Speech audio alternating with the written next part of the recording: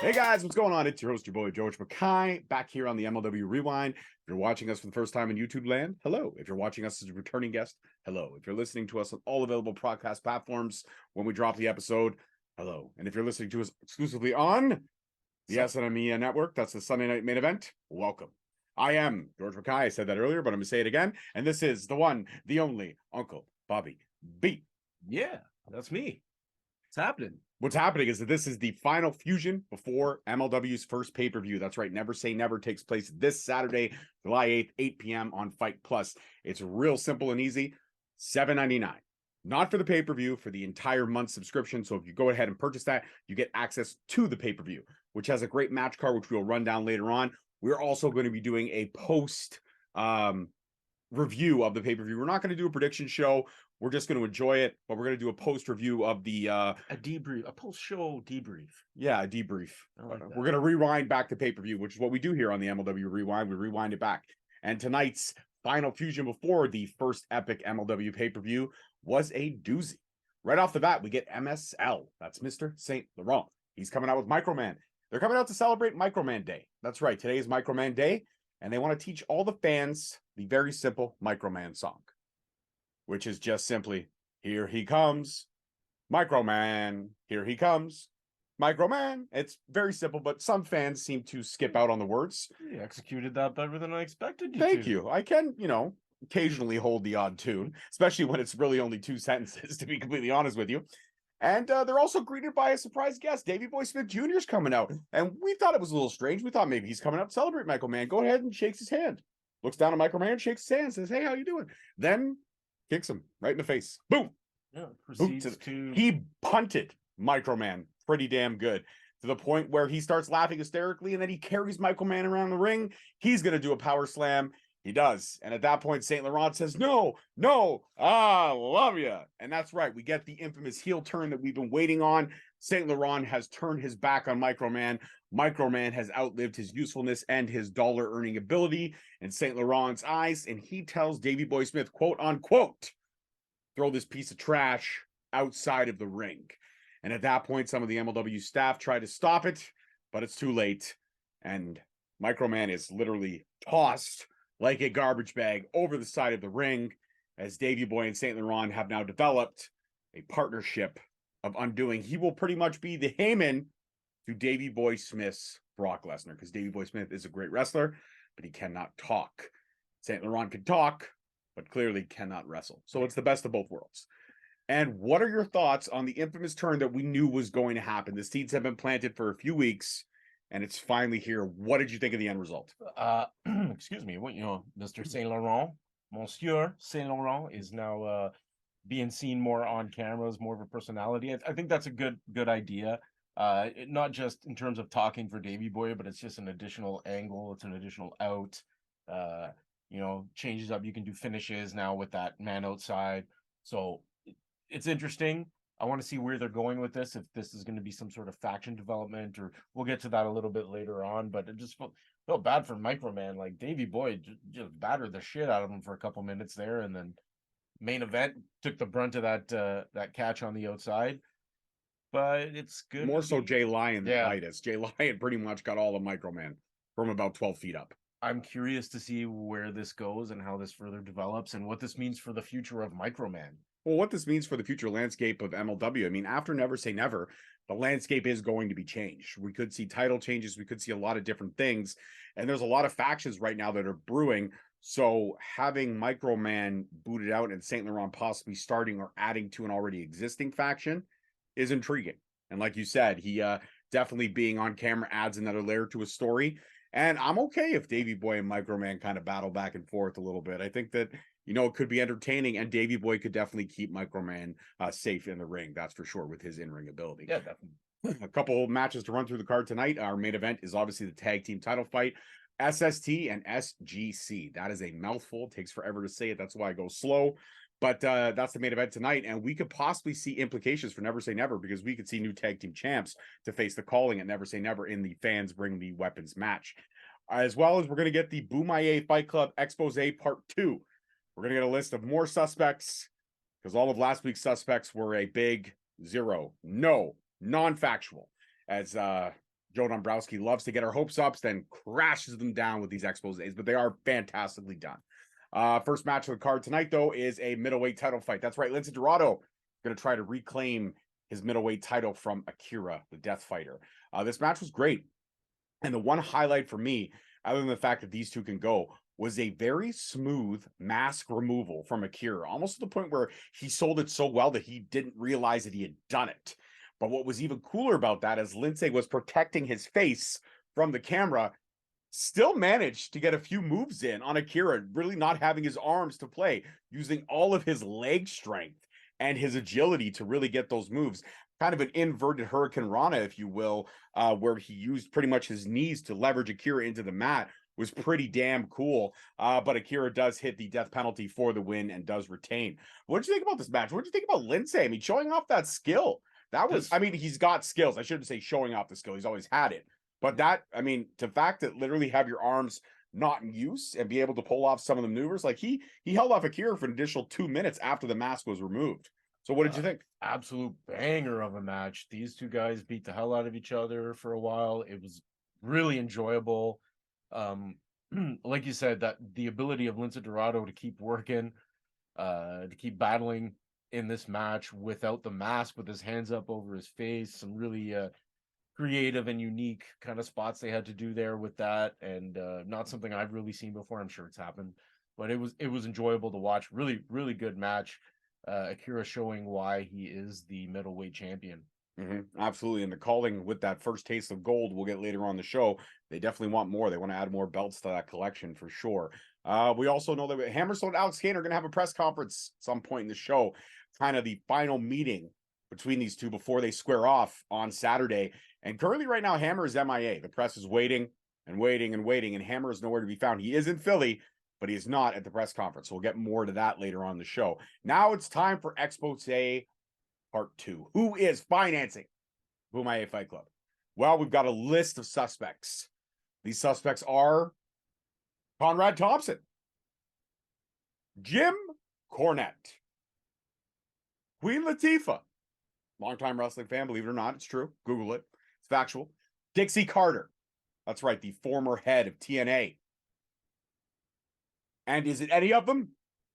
No, it is not any of them. But we will finally hear from Alex Kane's mystery partner at Never Say Never. So you will have to wait till Saturday to find out who is bankrolling Bumaye, and we will find that out at MLW's pay-per-view. But you know what, Rob?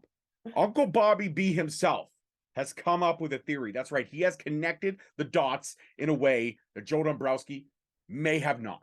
Uncle Bobby, go ahead and lay out your theory for the people. Just based on, some of what we saw tonight with Mr. Saint Laurent kind of allying himself with Davey Boy Smith Jr. And turning on Microman, could it be that Monsieur Saint Laurent was taking all of those funds, all those proceeds and profits from Microman and funneling them through to the Bumaye Fight Club? Is he the man behind the scenes? And has Microman been inadvertently and unknowingly funding the Bumaye Fight Club? It would be interesting. There's a lot of history with Alex and Davey, and it's not good history, but it could be that, I mean, Davey Boy fits the archetype of a member of the Bumaye Fight Club. Like, he's a fighter, he's a wrestler, you know what I mean? He's a catch wrestler. Like, he fits the mold. There's that personal history there, but if they overcome that, that could be what we were looking at. Maybe. I don't know. Maybe it's Queen Latifah. Who knows? It's not. She's already been ruled out as a suspect. You don't know that. I don't, but through the expose, she was. But you know what? Mind blown. It's quite the theory. In fact, this would also get Alex Kane back in the Opera Cup if Never Say Never does not go his way, and Davey Boy Smith does join Bumaye Fight Club, and he steps aside. Another member of the same faction can fill his spot, and Court Bauer in the minds of MLW would have no leg to stand on, because they banned Alex Kane, but they did not ban Bumaye Fight Club. So that's a potential too as well. I mean, you've spun quite the web, if I may say so. Well, I didn't spin it. I believe it's been spun by Mine's Better Than Mine, but I may have identified it. Possibly. You brought it forward. We will definitely see that on Saturday. Don't forget, guys, Fight Plus, $7.99, 8 p.m. start. You cannot beat the price for that. You cannot. And you get all kinds of great content, not just MLW. Okay, here we go. SGC Pre-match. The whiteboard. The game plan. Yeah, the game plan was on a whiteboard. And Mance Warner drawing what looks to be a table and the word gold. And Manders and Matt Justice trying to figure out exactly what the game plan was. And Mance said, I went to art school, I can draw. The game plan is we put the SST through a table and we get the gold. That's right, we get the gold. That's the game plan.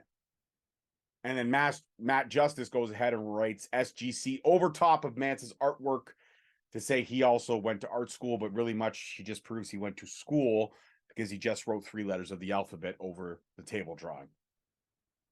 It's a funny skit. It was. It's always funny. It's always SGC is always a good time. We also get an update on Taya Valkyrie for the vicious attack last week on Delmi Exo. She has officially been suspended and fined. Taya Valkyrie off MLW TV. Surprise, surprise. That's the way they wrote her off. They gave her a little coup de grace, if you will, and then sent her off into the sunset. She might be back someday. You never know. She might be back someday, but for right now, she's definitely got her sights in ROH and AEW and all the stuff she's doing over there. We wish Taya the best of luck in her future endeavors with the other organizations. Back to the press conference. Still no Hammer. And if he doesn't show up, man, he could be, he could get a fine. MLW's not playing around. He can get a fine. Joining Taya Valkyrie. Could be joining Taya Valkyrie. Suspended list. Exactly. And now we get featherweight action. Billy Starks. That's right. The prodigy herself is returning to MLW to face the Calling's newest addition, Mandy Leon. But before the match, we get a Calling promo asking for FITE to either join the Calling or answer Ricky Shane Page's challenge for the open weight title. And as I mentioned earlier on in the show, the Calling wants more gold. They want more gold. They want all the gold, to be honest with you, minus Hammer's heavyweight title right now, but they want every other title they can get their hands on. So they're eyeing the open weight. They have a chance to get the tag titles on Saturday, and they definitely putting Mandy Leon in the mix for the featherweight definitely adds another element where they could literally be the belt collectors of MLW right now. What did you think about this promo before we get into the match between Billy and Mandy? What did you think about this promo? What did you think about how interesting is it that they were actually telling Jacob FITE to answer the Calling and join the Calling? That's not gonna happen, but yeah, they had to try. Better to fight with you than against you, but FITE's not gonna be joining. He had his time with Contra. He's not gonna be joining these guys anytime soon. They'll be fighting. There'll be a fight. There'll be a fight. Okay, there'll be a fight. Bobby B said it as he Monopoly mustaches himself. Bobby B has definitely said it. Now back to the match. Mandy, she's out with the Calling, and it's a squash match straight up. She does a wicked German on Billy right out the gate that pretty much does anything, and then an inverted apron neck breaker, if you will, right on the ring apron, which sends Billy Starks reeling. Then she hits the trademark Raven DDT, and for the 1, the 2, the 3, and another victim is claimed by the Calling. Billy Starks gets the car dropped on her not moving body as she lays at the center of the ring. And that's that. So definitely the featherweight division being put on notice that Mandy Leon is not stopping until she can get her hands on that title, and who's ever wearing it at the time that she gets her hands on that title. Finally, Hammer arrives to the press conference and he clears out the media. So they're waiting, and he tells all of them to get out. Just get out. He's angry. Cuts a promo for MLW cameras only. He's angry. He's been a champ in MLW for 4 years between his open weight title run and his heavyweight title run. Yeah. He's not a placeholder. Alex Kane last week called him a placeholder. He said that him and Kane have traveled the same journeys. Both open weight titles, but Kane, didn't hold it as long as Hammer did, but he digresses. Both Battle Riot winners, but Hammer did it alone. Kane did it with a whole bunch of other individuals, but he digresses. Heavyweight champ, and will continue to be the heavyweight champ after Saturday, but he digresses. He's not a placeholder. He's not holding the spot. Kane will find that out and never say never. What did you think about Mandy Leon and Billy Starks' match? The rather squash on Billy. And also, what do you think about Hammer's promo? Well, it was a good way to build up Mandy, because Billy's not exactly a nobody by any means. So, a win over Billy Starks is a pretty good thing to have in your repertoire. She's a big up-and-comer. So, continuing to build Mandy Leon to obviously an eventual challenge at the featherweight championship. I think you're kind of on point with what you said earlier that they're going to become the belt collectors of MLW. Mhm. And then that was a great promo from Hammer. I really liked the build up with the digress. I digress. I digress. And then the last one was more soft. I digress. It was like that climactic finish after he popped in the middle. So I really like that promo from Hammer. That was very intense and said with conviction. So it gets you hyped for Saturday. Yeah, Did exactly what it was supposed to do. Absolutely. Perfect. And now we get a Never Say Never update to run through the entire match card. So we know it's Kane versus Hammer for the heavyweight championship. We know Jacob Fatu is going to put his openweight title on the line against Calvin Tankman. That'll be a banger. Delmy versus Ava Everett in a title versus title match. That's right. The featherweight championship versus the WXW. WXW. Thank you. I was going to say X division for some reason. The WXW Women's Championship. SST versus the Calling, and the fans bring the weapons match. Thatcher versus Williams in just a burner of a match that will be. And Rob's favorite girl, Becca, will make all of our ears bleed live. And Never Say Never. How dare you? She has the voice of an angel. If angels were death. No, Becca is an incredible. You just don't appreciate. She's like some of those classic artists. You listen to pop. You listen to punk. Appreciated in their time. Okay, I listen to everything. How dare you pigeonhole me? Wow, you got so. How dare say it again with conviction? How dare you? But I pigeonhole me. I listen to everything, but I digress. I digress. Speaking of digressing, let's digress to a Kane promo, a rebuttal, if you will, from the head of Boomaye. You're 32, but you don't look a day over 70. Burn. This is a wrestling company, not a bodybuilding company. Your boy.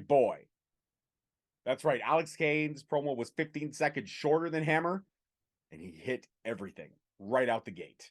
Alex Kane has just been fired. To see this kid come into his own, from what we talked about last week to being good, or last week, from his progressing to being drafted into MLW, from him, you know, he should have been the first overall pick, because where's the first overall pick now? No longer wrestling.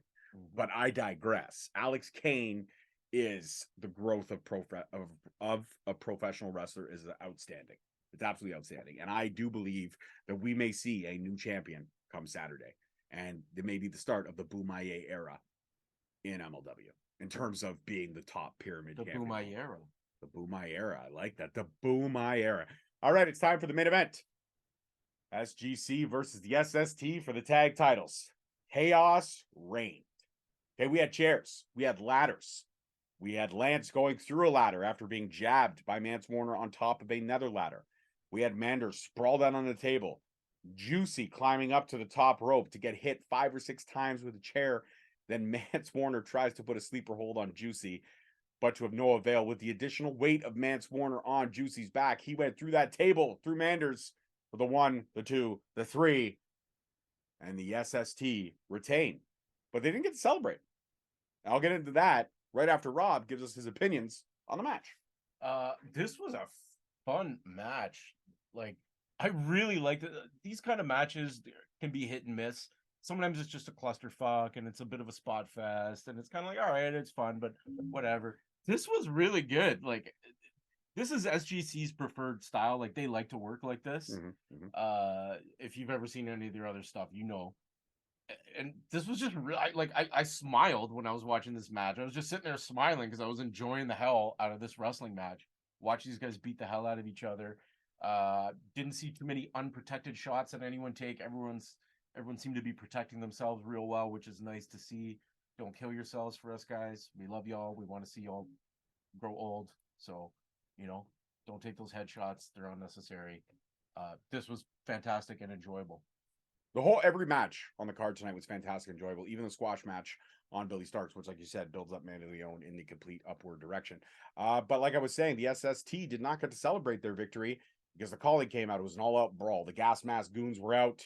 Delirious was out. Ricky, Akira, Mandy Leon, and Raven were perched up at the top of the entrance. And it was just an all-out brawl. But I will say this, the SST and the SGC did fight off for a bit before the brawl carried all the way to the back and we went off the air. The only person pretty much left standing in the ring was Juicy, as Lance and the SGC were outside the ring trying to curb this. Matt Justice even came out as well to try to curb all of it.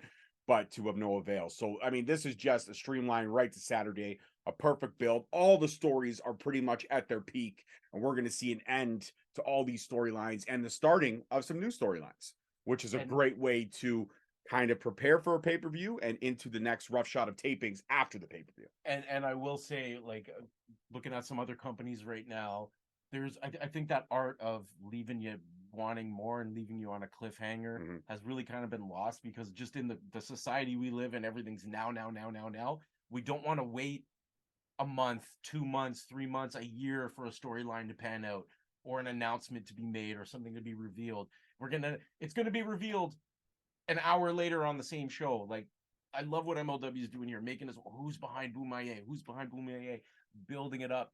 Stuff like that is great to see. It's one of the things that sets the league apart from other places. Absolutely. And one thing we've learned from today, or at least I've learned from today, Queen Latifah is not bankrolling the Boomaier. I'll tell you though, like, no joke, I'm not even trying to be clever here. You put Queen Latifah and Alex Kane on a mic together, and I bet you they would spit some fire. Like, promos, the two of them together, be amazing. I can concur. All right, before we say our goodbyes, let's go to Rob's segment that he created and sometimes seems to forget. Are we doing that still? We are still doing that. Do you have somebody in mind? I do have. So I always have somebody in mind. We didn't do it last week because it was kind of a rush, but this week I believe we have somebody in mind. I have somebody in mind. Do you have someone in mind? I can't remember who I said last. Who I have in mind may surprise you. Really? Because I'm not a big fan of this individual, but I do appreciate his work. I don't appreciate him, say, as a person, but I do appreciate his work. Well, that's a hell of a preface. Yeah, I guess that's true. You can not like somebody as a person, but I can like their in-ring ability. If that's true. Evan Greenaway. Oh, there you go. Evan Greenaway. Solid worker. Great in-ring work. I think he would fit really well into the mix of the middleweight / heavyweight division. He could kind of cross between both. He's got agility. He's a high flyer. But like I said, personal differences aside, he's a good worker. From what I've seen, yeah, he looks like a really good base. He can definitely go. I've seen him hit hard. I like his gear too. It's very like Mortal Kombat, Dragon Ball Z, Power Rangers inspired looking kind of stuff. Definitely dig it. Man, now you put me on the spot and I didn't come prepared again. You should always come prepared. Well, I guess I should. I mean, this was your concept. All right, I'm throwing one out there. Can't throw Fuerza. We already did him. No, I know we did. But speaking of Gabriel Fuerza, I'd just like to throw this out there. He had a match on Warrior Wrestling against El Hijo del Vikingo and MLW alumni Gringo Loco. And banger. He lit up the Warrior Wrestling Twitter afterwards. I definitely think MLW should get him out there for some dates. Like, he's so good. He's shown brightly against two of the best luchadors around. And I think that says something. And found a way to shine brightly above the two of them, which is hard to do. When Vikingo was hands down one of the best in-ring performers out there right now. Yeah, he's our boy, and we're super proud of him for. Well, he's your boy. He's my best friend. Yeah. Okay. Anyways, I'm actually gonna throw out another obviously local Toronto person. He is a veteran. He can work a variety of different styles. Very clean worker. Not heard too many promos from him. More of a silent type, but I'm going with Shane Saber on this one. Oh, okay. Good. I like it. Yeah. So there you go. Shout out to the ones that MLW should watch. Evan Greenaway, Shane Saber. Next week, hopefully, Uncle Bobby B will come prepared for his segment that he created. Bro, I'm not even prepared to face each new day. Okay. All right. Super somber way to end the episode, but that's it. This one's in the can. We rewound it back. We hope you enjoyed it, and we hope you enjoy Never Say Never, July 8th. FITE Plus, $7.99. You get all great content. I believe even Warrior Wrestling is on there, so you can check out this match that we're talking about and see El Diablo live in action. You also see some of the Ontario greats because a lot of them are on FITE. Yeah, and tune in. We're going to be doing a recap review rewind for Never Say Never. That's right. And we'll be doing it either immediately after Never Say Never or the Sunday after Never Say Never. Depends on Uncle Bobby's schedule. He's a busy man. I'm busy. I'm in a band. Check out my band, The Dominion. We are awesome. Peace, love, and wrestling, guys. We'll see you next week. Adios.